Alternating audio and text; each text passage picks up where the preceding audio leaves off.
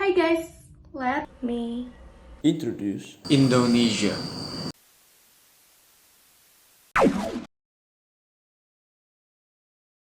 Indonesia is the most beautiful land in the universe. Indonesia is not just wonderful. Indonesia is Wonderland. Indonesia adalah negara yang sangat luas dan memiliki SDA alam yang melimpah.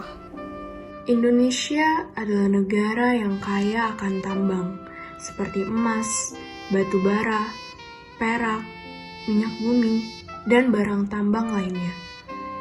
Indonesia adalah negara yang memiliki keberagaman budaya, mulai dari makanan sampai bahasa. Indonesia juga adalah negara yang membuka dirinya dengan kegiatan kerjasama secara internasional. Hal ini membuat Indonesia memiliki pengaruh yang besar terhadap dunia, di mana di zaman yang telah canggih ini, ilmu iptek yang berkembang mampu membuat internet menjadi hal yang mudah untuk diakses, untuk kita menerima atau menyebarkan informasi. Hal ini mampu membuat fakta Indonesia memiliki kekayaan yang melimpah tersebar secara luas di dunia internasional. Disinilah para pengusaha asing datang ke Indonesia untuk mulai membuka perusahaan dengan memanfaatkan sumber daya alam yang ada di Indonesia. Mereka membangun pabrik besar yang tak jarang ikut dalam menyumbangkan permasalahan lingkungan di Indonesia.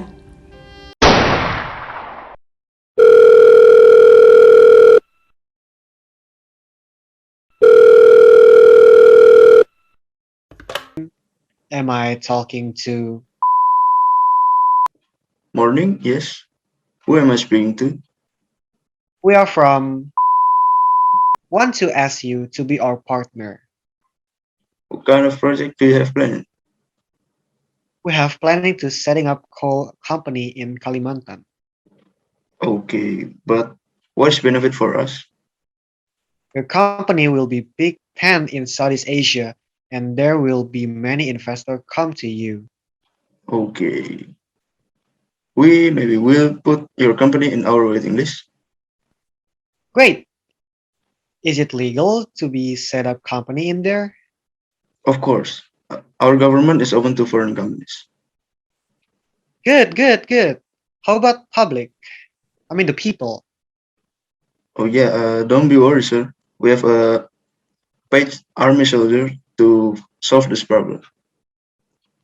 Okay, it's a good news. Okay, we will waiting for your confirmation. Alright, we're gonna call you as soon as possible.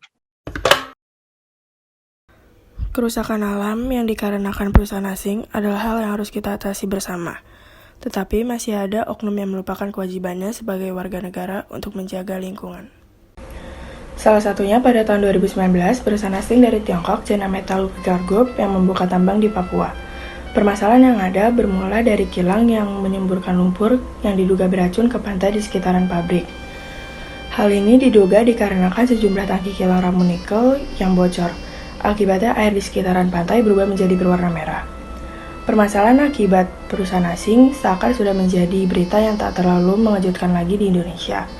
Dari literasi yang kami baca, ternyata Indonesia seakan tak mencoba untuk mengambil kendali kepada perusahaan asing.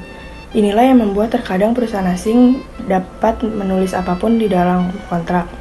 Sehingga kurangnya perhatian Indonesia, terkadang perusahaan asing membuat mereka terkadang lolos untuk melakukan hal yang bahkan dapat merugikan untuk lingkungan sekitar.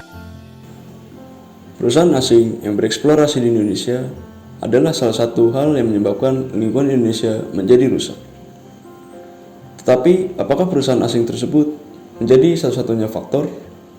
Menjadi satu-satunya penyebab? Tentu tidak. Justru Indonesia sendiri juga merusak lingkungan hidupnya. Buktinya adalah menurut riset dari Universitas 11 Maret menghasilkan data seperti ini. 10 masalah yang didapatkan dan dihasilkan oleh Indonesia sendiri. Dari sini terbukti bahwa permasalahan yang ada di Indonesia itu tidak sepenuhnya salah tambang perusahaan asing. Melainkan penyumbang terbesar dari permasalahan lingkungan di Indonesia, 40%-nya adalah sampah masyarakat Indonesia sendiri. Memang tak mudah bagi Indonesia yang memiliki kekayaan yang melimpah untuk mengatur dan mengawasi seluruh aspek yang dimiliki termasuk lingkungan hidupnya. Tapi hal ini sebenarnya bisa diatasi. Mengingat Indonesia memiliki dasar negara yaitu Pancasila, yang dimana Pancasila digunakan untuk mengatur seluruh tindakan kita. Yang mungkin bisa menyelesaikan permasalahan ini dan juga bisa mengatur Indonesia dalam memanfaatkan SDA dan perkembangan ipteknya. Pada sila pertama berbunyi, ketuhanan yang Maha Esa.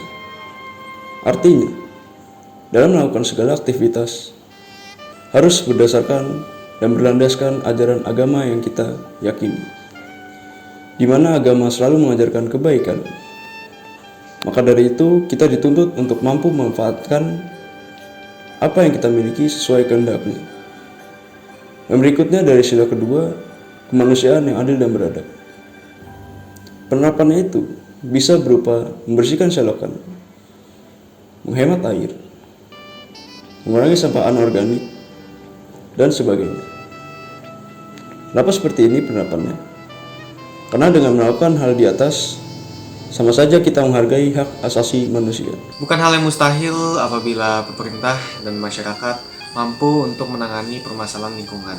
Pemerintah bisa mulai dengan bertindak lebih tegas kepada perusahaan-perusahaan asing yang sekiranya berpotensi untuk merusak lingkungan, dan masyarakat harus mau dan sadar bahwa segala tindakannya itu harus berlandasan Pancasila sebagai dasar negara.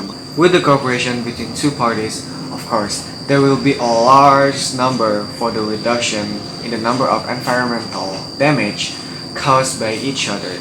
It's because basically the comfort of the city is the responsibility of all members of the community.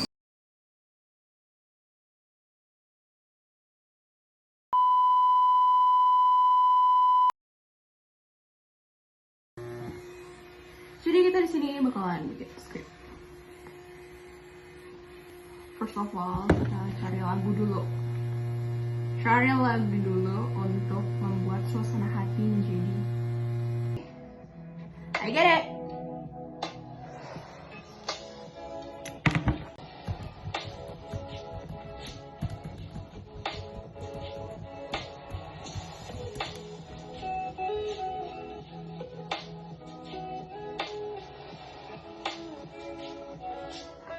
Hi guys, let's